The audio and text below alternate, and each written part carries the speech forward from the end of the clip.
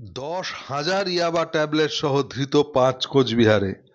গতকাল সন্ধ্যায় কোচবিহার শহরের গুঞ্জিবাড়ি এলাকায় অভিযান চালিয়ে প্রায় 10,000 ইয়াবা ট্যাবলেট সহ 5 জনকে আটক করেছে এসটিএফ। সূত্রের খবর, ধৃতদের মধ্যে রয়েছেন সিতাই বিধানসভা কেন্দ্রের গীতালদহ এলাকার পরিচিত তৃণমূল নেতা।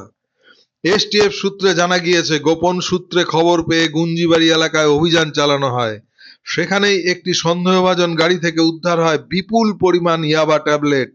প্রাথমিক তদন্তে জানা গিয়েছে, এই মাদক বাইরে থেকে এনে স্থানীয়ভাবে বিক্রির পরিকল্পনা ছিল।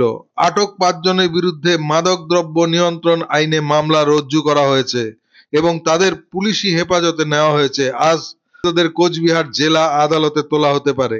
এই ঘটনায় একজন তৃণমূল নেতার নাম জড়ানোয় জেলা রাজনীতিতে ব্যাপক চাঞ্চল্যের সৃষ্টি হয়েছে।